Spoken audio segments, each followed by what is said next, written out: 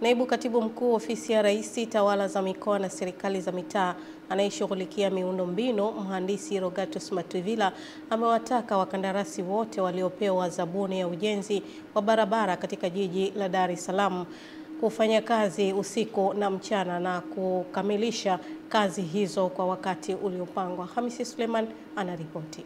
Matuvila ametoa agizo hilo wakati alipofanya ziara ya ukaguzi wa ujenzi wa barabara kwa kiwango cha lami katika eneo la Bunjubi, barabara ya kilomita 1.75 ambayo ilikuwa na changamoto kubwa ya kutopitika kutokana na kuharibika. Tunachoomba tu mkandarasi, hii kazi ikamilishwe kwa wakati. Jitahidi na sisi tuone wa makandarasi wazawa kwamba tuna uwezo. Umepewa miezi 8, unaweza kufanya hata miezi 5, kaonesha kwamba kweli tuna hizo powers, na hiyo inatupa ile hamu ya kupe kazi nyingine, kwa sababu sisi tunachotaka ni kazi iishe mapema, ihudumie wananchi.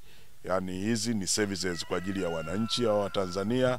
Unavyokamilisha mapema, maana yake mtu amekuwa wamepata hizi huduma kwa mateso makubwa ambayo wameyapata hapa. Ni ambacho kimekuwa kikifanyika mkuu hapa ni kwamba mwanzoni alikuwa akifanya kazi za uondoaji miundombinu mingine, lakini baadaye akakutana na changamoto ya mvua. Kama ambavyo iko, tuna udongo ambao ni wa mfinyanzi sana, kwa hiyo ilikuwa na ukikata kidogo basi mawasiliano sehemu yote unakuwa umeyafunga, na hii ilikuwa ndio njia kuu.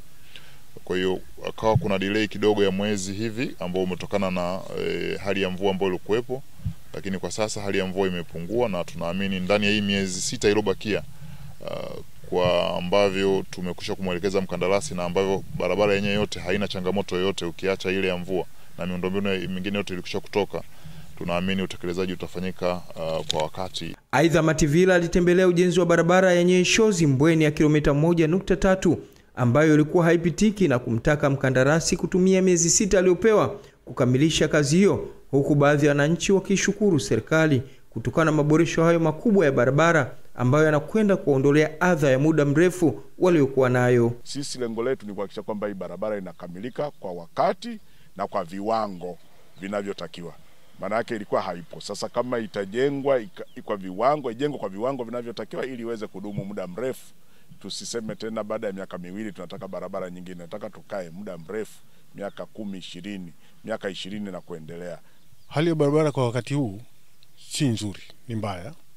Lakini tunapata matumaini baada ya kuona mkandarasi yuko site. Ila tutafarijika kama kweli jambo hili litakwenda kwa wakati. Mara ya kwanza barabara ilikuwa inasumbua sana, na sehemu ilikuwa inasumbua sana. Na sasa hivi tunaona hali kweli inaenda vizuri.